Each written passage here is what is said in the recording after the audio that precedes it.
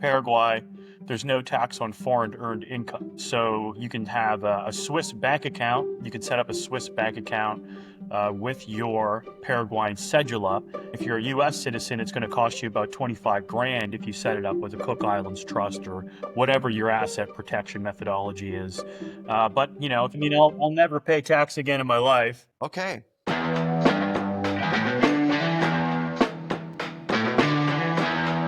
How are you doing? Okay, that's better. Yeah, I'm good, man. Great. I'm glad to hear it. Thank you so much for joining today.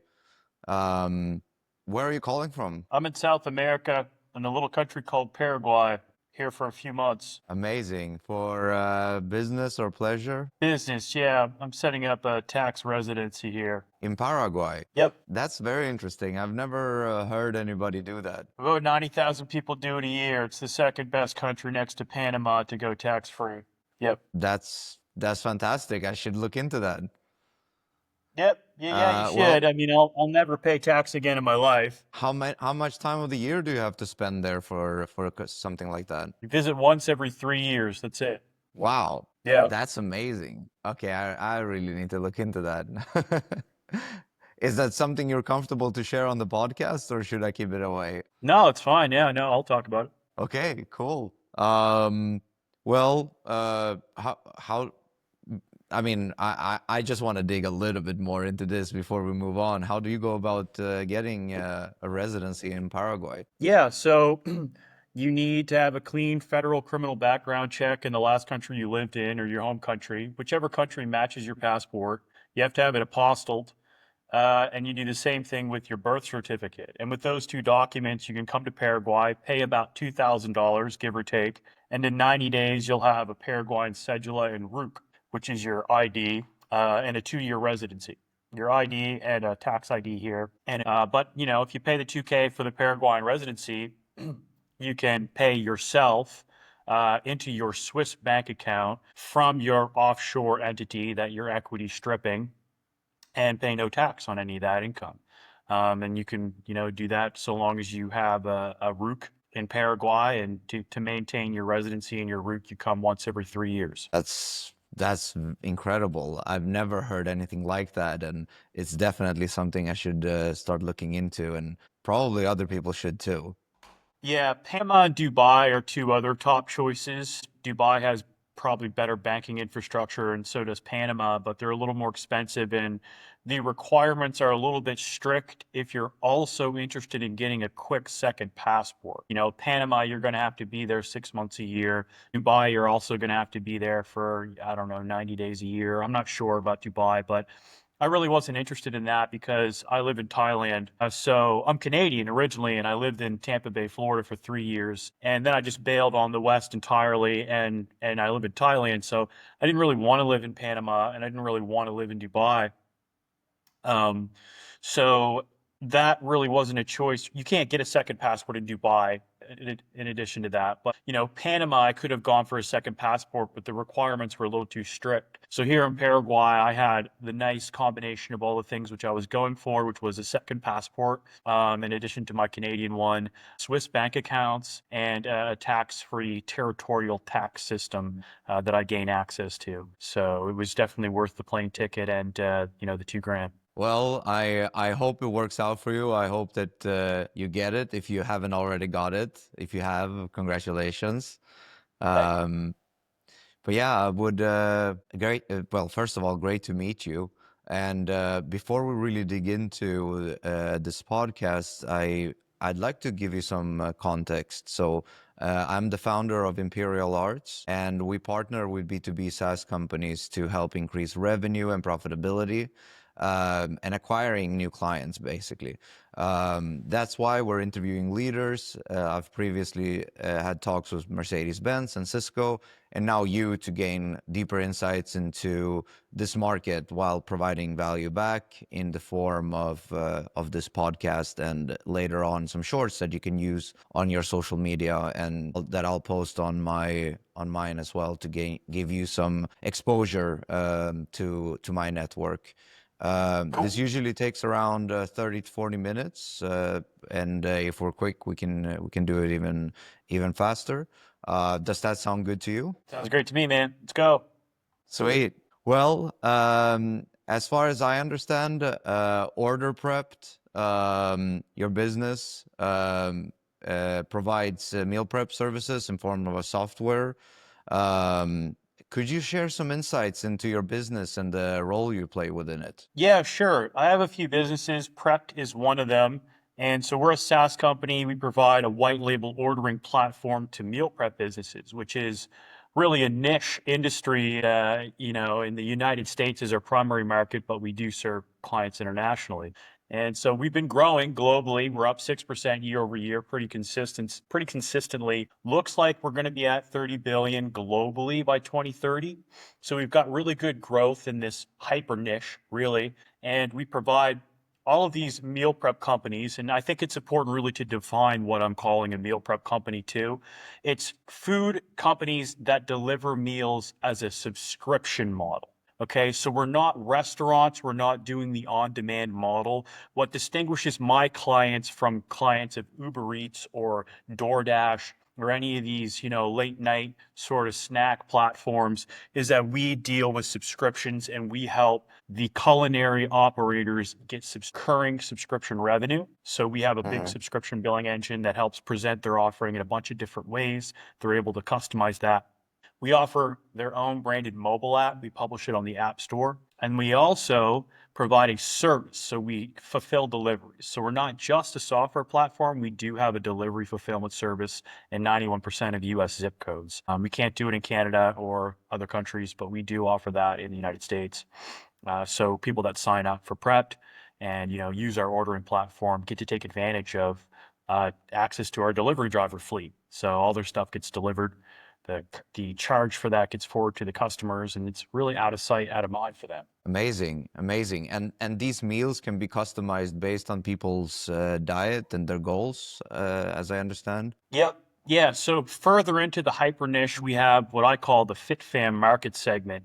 And that is a segment of that meal prep industry that are people who are really concerned with their macronutrients and calorie counting. And maybe perhaps they have a fitness goal, whether it's gain weight, lose weight, do bodybuilding, do MMA. I don't really, everyone's goal is specific to them, but they're people who are really particular about reaching a certain goal. So in the software, we have a goal center feature where people could go in and put their details and their goal. And rather than the nutrition facts label be based on a 1,200 calorie diet as per the FDA on all the labels in the grocery stores, it will actually give them their customized nutrition fact label based on their specific daily intake. So if they're supposed to get 200 grams of protein, what they're ordering has 100 grams, it will say 50% of your daily intake of protein, rather than like a 200% or something, because the FDA labels and that we see in the grocery store, they're based on,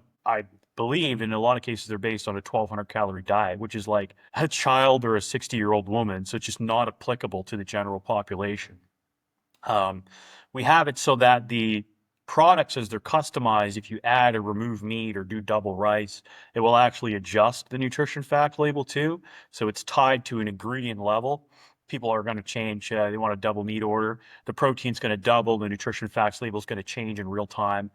So people that are really, really particular about their diet become customers of our clients based on, this feature set we're offering. Okay, that's really eye-opening. Uh, I personally have heard of a couple of these businesses, but you're really taking it one step further here. What are the current trends in the market that you're aware of? Where are kind of the winds blowing, and what are you noticing in your niche here? A lot of growth, a lot of growth. We're seeing really big giants emerge, like your Factor 75, your national companies that are shipping the meals on dry ice everywhere. And there's lots of market left. It really, the trends we're seeing emerging are around the mid-sized to small-sized meal prep companies that need to compete with them. And what they really bring to the table and have to offer is things like onboarding calls, personal relationships, and having an actual connection to their customers. Another thing that we see in like saturated markets like Tampa Bay, for example, has 40 meal prep companies in a really small area. And in order to compete with each other, they have to rotate their menus. So we see rotating menus. You get something different every week, so you're not bored of your subscription if you come with us. And so the breadth of the offering, the rotation of the offerings, and then the personal touch are all trends that we're seeing to help these businesses compete with big monsters like Factor X, where you don't get to talk to a real person. Your meals are sort of set. You don't have the freedom to choose and customize. So I highly recommend to all my clients now, don't turn your business into a consultancy, but have one onboarding call with every client that you bring on so that you can just establish a personal relationship with them, get face to face, see eye to eye, talk about their goals, and then they're good for 6 months, right? They're going to order on the platform. They're going to deal with their subscription. You might not hear from them for a very long time, but that onboarding call really solidifies the relationship. They got to take a good look at who they're giving their money to, and that matters now. I really think in our industry, anyways, what sets a lot of our clients apart from the big giants is that worldwide we're leaning heavily into AI. We use it at Prepped. Honestly, it's AI. The uses of AI in business is now becoming a baseline. Like you're either going to use it or you're going to get screwed. You're going to get left in the dust completely. But what sets businesses apart now, and I think even more so going into the future, is keeping a human component, right? Because we're going to see big companies get even harder to deal with than they are now. Like you call your credit union, you press 5 for this department, 6 for that one. You're on the phone for 45 minutes before you even talk to a person.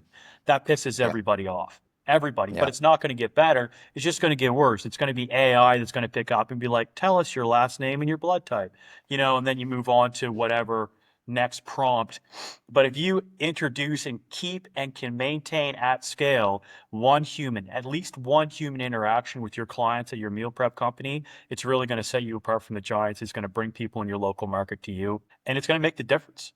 Um, you know, I'm not altruistic and all knowing. I can't tell the future, but I do think that is going to be a factor, as we come up on 2028, 2029, 2030, when AI is really set and been solidified in our business dealings. Yeah, that totally makes sense. And speaking of your clients right now, how easy is it to attract and retain these high quality clients, and how are your sales doing so far? Pretty good. We don't have a big market segment. We've got like 3,400 businesses in the US that are our exact target demographic, ICP, that would really find it hard to say no to us. And then there's 100,000 businesses that could use the platform or more, maybe a million, but I could tell you that it would be very difficult for at least 3,400 to say no to us. So we are, in fact, a hyper niche. Tract will never be a $100 million company. Maybe we'll see a $15 million valuation in the next few years, which would be really cool. And I'm cool with that. I live in Thailand, so it's not like I have an expensive mortgage. It costs me $1 Yes. a meal to live there. So that's super cool. Now, I was doing cold email. I'll go into different channels for all the sales and marketing heads out there that really want to know. We've got a few different channels, right? We've got our social media channel.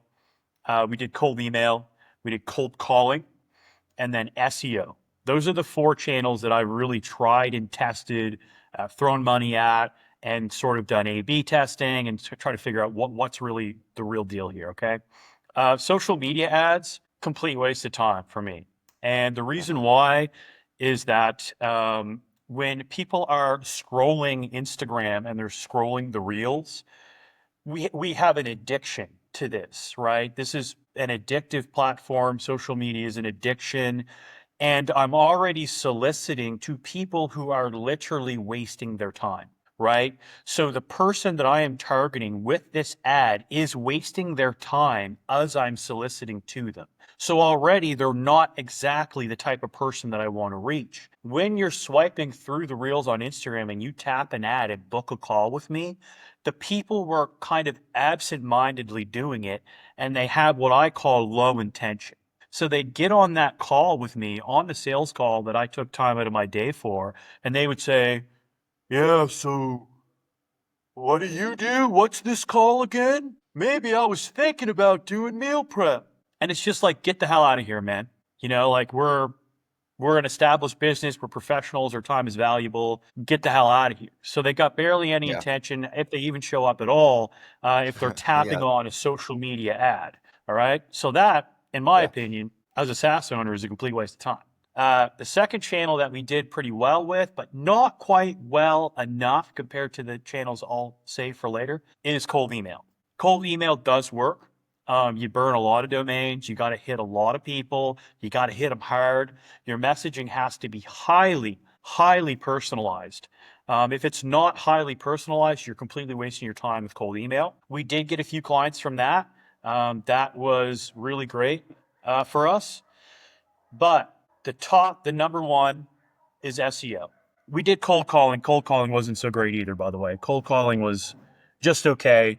And that's actually industry specific for me. People who are culinary operators, they're in the mix every day. You know, they're going a mile a minute, and they don't like to pick up the phone and be solicited to.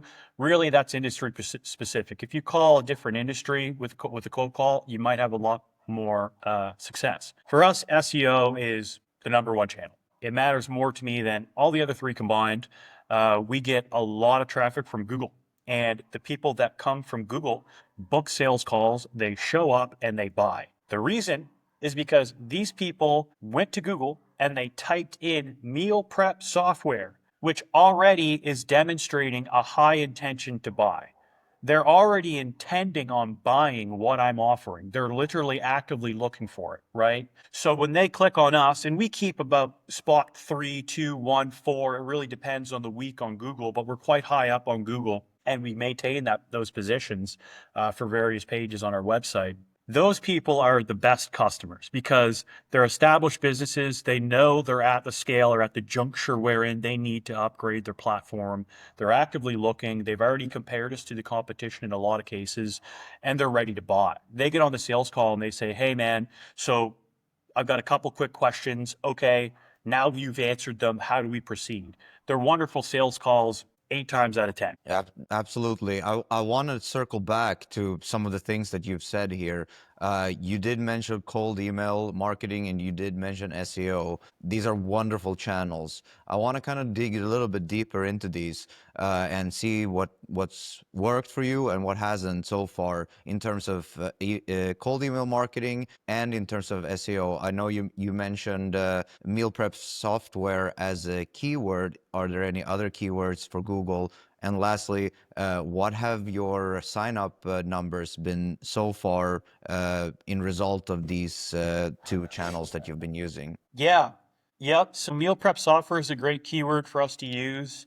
I won't tell you all of the keywords that we use Sure. because there's a lot. But one really good one is just meal prep website. A lot of the times our customers, they don't quite know what they need to search yet. They're still learning what they should search, what they actually need. They know they need a solution to the problem, but they don't even really know what the solution is yet. So they'll type in meal prep ordering platform. They'll search for meal prep website. It is a lot of cases.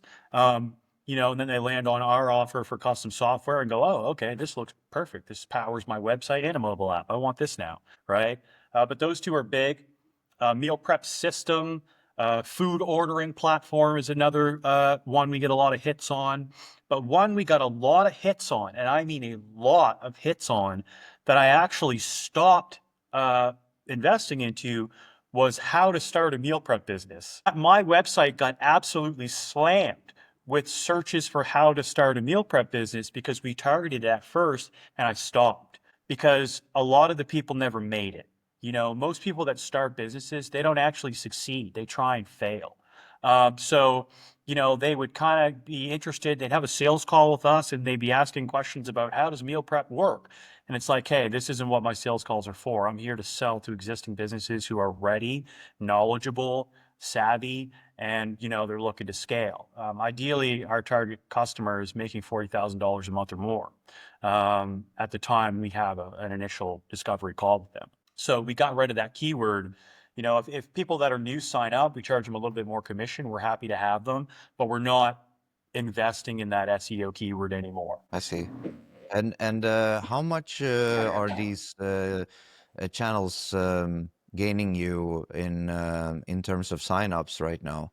Let's say Yeah, on a yeah, weekly we get basis or a monthly basis, up to you. yeah, 3 to 4 a week, three to four I a week, see. and that's actually pretty good for me for a hyper niche. And Absolutely. our average, I guess our average ticket on a meal prep software, client really depends on their volume because we're commission based, and I did that on purpose to sort of differentiate us from some competition. But anywhere from $500 to $2,500 a month we'll make on one company, depending on what their volume and their stats really are. So it's pretty decent. We have very low overhead here at Prep. We have a lean offshore development team. Um, you're looking at the sales and marketing team, and so it's pretty lean. So it's a good Yeah. little business, and I don't really plan on exiting it anytime soon either. I think that that's another topic, but I think I'm Yeah. going to keep it for a little while. Yeah. Sure. Yeah, that's great. Perfect answer. And with that, I want to kind of transition into um, how you refer yourself to strategic positioning here. So, like, the question is basically how important it is for you to build more strategic visibility right now. With that being, if that's personal branding or company positioning or just getting your story out more clearly to ideal partners or clients, is that something you're actively looking into? Yeah, yeah. I'll tell you how I'm doing it too. So, this depends on your position in your market, your relativity to your competition. There's a lot of variables here, right? I'm only speaking about one of my businesses, Prepped, right? For Prepped, our position in the market is really benefiting from me showing my face, doing these podcasts with you, clipping it, putting it on Instagram on the company page so that our clients, our prospective clients, know who they're going to be buying software from, right? It's yours truly. They're going to get on a sales call. It's going to be me. They're going to do a support ticket. It's going to be me. It's going to be the owner, also the operator that they're dealing with. And that really sets me apart from a lot of software companies and competition companies that, they can't, the people who land on their profiles and pages can't see the owner speaking to even be enticed to say, I got to talk to this guy. And I'm an introverted software engineer of almost 15 years. So I didn't want to do this. I didn't want to get on podcasts initially. And it's not my favorite thing to do, to be honest, but I've learned to like it because I have to. I don't think You're there's a doing great. choice. Thanks, man. Yeah. I don't think there's a choice. I think that if you want to be an operator, in the coming years, and especially leading up to 2030, you are going to have to get on camera and do podcasts, put your thoughts, opinion, and identity out there to gain that human level of trust, that human interaction that is going to set you apart from AI, like I mentioned just a few moments ago. Yep. Yeah, absolutely. Completely makes sense. And I totally agree.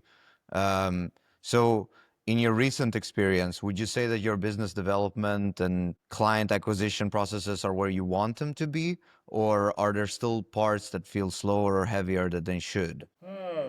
Yeah, we have some bottlenecks. Every business does. We definitely have a few Hmm. bottlenecks. Yeah. I would like to see our client onboarding go a lot faster.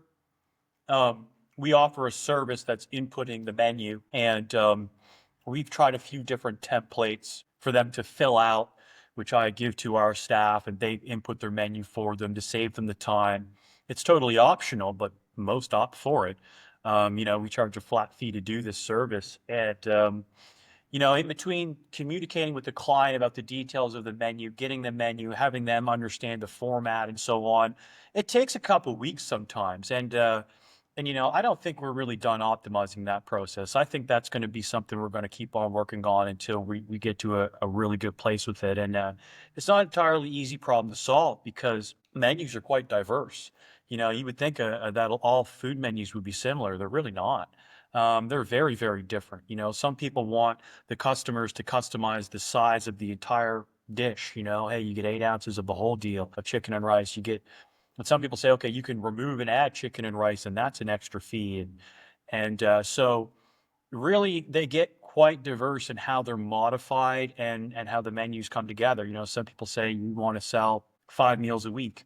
Some people say, well, we want a subscription, but they can pick however many meals they want. And it's like there's a lot of variations of menus, and I like to talk to my clients and say, listen, the software is going to accommodate your business model. Okay, you're not coming onto a custom software platform to come up against more technical limitations. You're leaving WordPress and Shopify and this generic platform you're on now because of its limitations. So you tell us how your menu works, and the software is going to do the thing, right? There's not going to be a limitation put upon how you present your offering, okay? If your offering is what sets you apart, that is you. That's your business. So let's get it right. So we've added a lot of features to the customizability of the menu and how we present it and really tweak the offering for our clients. And it's been a double-edged sword because the menu input went way up as we got a lot of different menus, and of course the data entry clerks need to be educated and trained on these things. And so, yeah, if I had to pinpoint a problem at Prep, I would say, listen, we've got an average 2-week onboarding. I want it down to like 3 or 4 days. So let's keep working towards that. That's probably, I mean, I think that's probably our biggest problem right now that I'd like to solve. Yeah. The clients have managed expectations. So, when the clients get on, they're like, how long is this going to take? A month or 2 weeks? And we're like, oh, probably 2 weeks. And they're like, that's great. But from my perspective, I would still like to see it faster, of course, right? Yeah, of course, it'll result in less work for you, and you can handle more clients as well if you redo your pipeline. Yeah, Yeah, you got it. yeah. So you actually answered my thought I had while you were talking about it, which is like the classic question, like if you had a magic wand that you could wave to solve one thing, what would that one thing be, and what's screaming at you right now? And yeah, you basically got it there. Or if you want to reiterate, free to. Otherwise, yep, yep. No, but that's a perfect insight. We hear it all the time. Pipelines and timelines are of course something that is super important in the company. That brings me perfectly into the next point here, which is about building and scaling teams. So when it comes to building and scaling teams to help drive growth, do you prefer doing most things yourself, or are you more focused on finding the right partners and systems to take things off your plate? It's a really good question. I think at our peak company size, we had 17 engineers, and now we're down to 2 full-time guys, 1 part-time guy, right? And that's it. That's what runs the business. So, when we were building out our product and our MVP, we had a big, big team, and I ran that team, and I also ran sales and marketing at the same time. So I was really burnt out. And now I still run sales and marketing, but I have a partner who runs engineering. And that's how I like to do it. It took me a while to find someone that I trusted, had reasonable expectations from me and, got aligned with and said, here's what I need from this endeavor, Ray. And here's what I know about engineering. And, as an engineer 15 years, my bar for engineering talent's pretty high. It's like, we don't want bugs in our product. We're not in MVP. We're post revenue. We can't have bugs. So we need someone with a real eye for detail that knows what they're doing. So, I have a partner. He handles engineering. He talks directly with the clients if there's ever an error or an issue, a technical issue. And I get on all the sales calls and do the marketing and the outreach and the customer relationship management too. So I'm support. So I wear many hats, and I do prefer to do it this way because I have the life in me. I have the zest for it, and I make more money by not paying people. There's, there's, I think sometimes there's a little bit of a misguided, preoccupying obsession with maximizing gross revenue in business. Okay. What matters is your net. What matters is what you keep, right? And one way to more net is to reduce your liabilities to as low as you could possibly get. We've got a $200 Google Cloud bill, uh, two sweat equity workers, and a part-time guy paid a flat rate, and then a cold email budget of $500 a month and an ad budget of around the same. So it's like our overhead is so incredibly low that I'm probably in a similar position to someone operating a SaaS company that has $100 million valuation, where my valuation might be 10% of that. But I have way less responsibilities, way less stress, and like zero to no liabilities. So for me, This hyper niche model was perfect because I get to live my life, do whatever the heck I want. I still have plenty of time to do stuff. I can handle all my sales calls in 4 hours a day. And yeah, it suits me. I'm not, I'm not a typical SaaS founder who starts a business with the end in mind, with the exit in mind of like, hey, we need to pump it, pump, and sell this thing. We need to get to X valuation. We need rapid growth. We're going to all burn out from this. Um, why? Why exit? Yeah. So that I have a lump sum of cash I have to reinvest into what would be right now a pretty volatile market.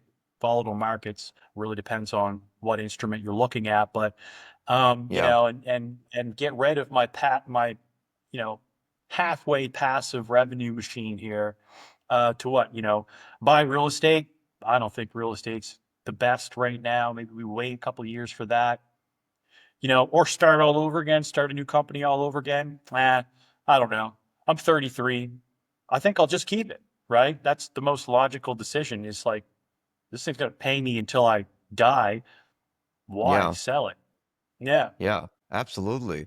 You wear so many hats now, and you take on a lot of responsibility. And when you do that, what are the most important metrics to you? Like, is it new clients or pipeline growth or meetings, new prospects? What are the most important ones that you look at, that you strive for doing your everyday work? Yeah, I don't know if you're going to believe this or not, but it's actually the numbers my clients are doing. So it's my existing customers. I care more about my existing customers, their success and retention than I do about onboarding new clients. I have a dashboard full of metrics where I can see each vendor and their number compared to their rolling 30 days. So, if they've done 120% of the business this month, compared to last month, a month over month, I have a year over year, and I look at all their performance. And if they're struggling or something doesn't look right, I'll reach out to them. I'll connect them to my consultant that I partner with who helps with sales and marketing. I'll help them change their offering. I'll congratulate them if they're kicking ass. Um, and that's it. But I look daily at my vendors' numbers, my existing clients' numbers, and can I swear? Is that allowed? Yeah, of course. Okay, yeah. I actually give a shit, I actually give a shit. So, I'm a commission-based business. I take a commission on the account at an order level for the life cycle of the account.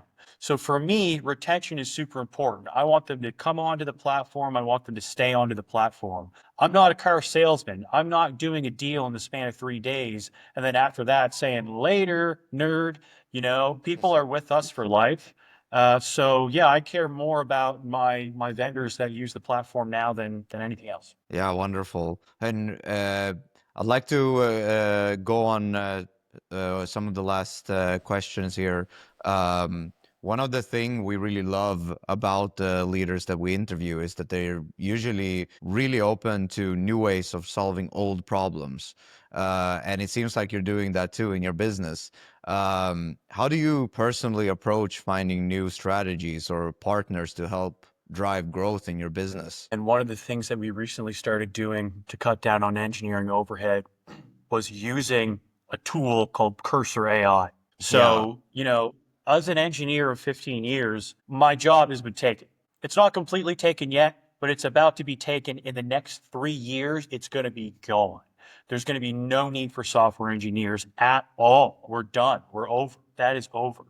AI is going to do that entirely. And we're also going to see a micro SaaS revolution where small businesses like bakeries and small restaurants are just going to use AI to build their own custom product catered to them. So the landscape is really about to change with the evolution of AI. I started having AI write our code, right? So we have the power of 10 engineers within the Cursor AI IDE, developer IDE software.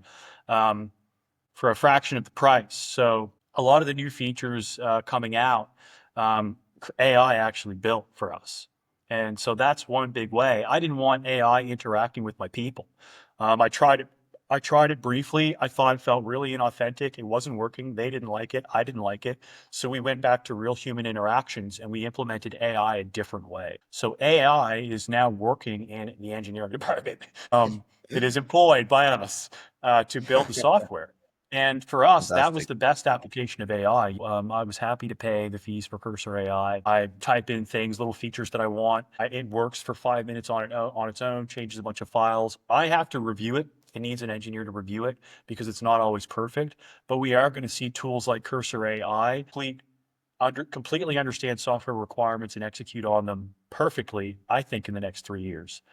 So we got in early, we're using it now, and we're on board. Fantastic. So with these new tools that you're acquiring and the partners, what are your goals for the next 6, 12, and 36 months? Yeah, yeah, that's a good question. So the prepped platform is primarily used by meal prep companies, but I have a mentor who has suggested that we look into a approach to doing business called the Mothership model. Some people also call it channel sales. All right. So as we onboard all of the vendors onto the prepped platform and we increase the amount of vendors we have in any given region, primarily in the United States, but we have some in Canada and we have some in the UK now. Um, we are going to turn on a feature in the software and polish a feature of the software that takes all of the vendors and puts them on one marketplace app. They will have to opt into it, but there will be the prep app on the App Store, which is the Uber Eats of meal prep, right? So you can log in and see all of the vendors using the prep platform and choose offerings from different vendors in one order and get it delivered to you weekly, bi-weekly, whatever. So we took that B2B model and we turned it into a platform. It's something we're entertaining right now. It's going to take some time to execute on. It's largely built, but we also need to reach out to the vendors and get their individual buy-in as well. Because if we don't have at least 10 meal prep companies in Tampa Bay, Florida that are going to buy in, it's not really worth turning on that region because the consumers just aren't going to feel like they have enough options on the platform. Fantastic. Well, I think with the Uber Eats of meal prep, I'd be more than happy to wrap up with that because that's really powerful. That was so great, and thank you so much for sharing all your insights. Once we've completed all the remaining interviews, I'll share the podcast and the video shorts with you that you can use as well. And I would love to share more about what I do as well before we end here. We do partner with B2B SaaS companies to help them go from bottlenecks to straight flow traffic, increase growth, and get even more clients. I'm not sure if we're a complete fit yet, but we might even not be able to help you. But we could look into your numbers even more if you would like on a follow-up call, which is also 20 to 30 minutes, where we can dive even deeper into your business and see if we might help. I know you're running a tight ship, but I'm always happy to chat with interesting founders. Happy to do so if you're open to it. I will absolutely show you our shit and all of our problems and go through the numbers. If you're open to a revenue share model, yeah, 100%, man. If we're performance based, there's no reason I shouldn't show you, right? Yes, we actually do have part cash, part performance-based revenue share. Yes, we do. All right. So that is definitely something we can chat about as well. It's a huge difference, because I get the solicitation all the time. I'm wide open to it. Why wouldn't I want more business? But it's a big demonstration of confidence coming from you to tell me you want to go on a revenue share agreement and commission, because that tells me you probably know what you're doing, right? Yeah. I would say so, yes. Cool, Yeah, man. Yeah, let's do it. we we we definitely love to help businesses grow. So what I'll do is I'll reach out to you afterwards, first and foremost, to exchange as a gratitude and thank you to your time here with the videos and shorts, and we can take it from there. It's been an absolute pleasure, Edward. Thanks for having me, man. Wonderful. Nice to meet you and have a nice evening. See you later. Bye bye.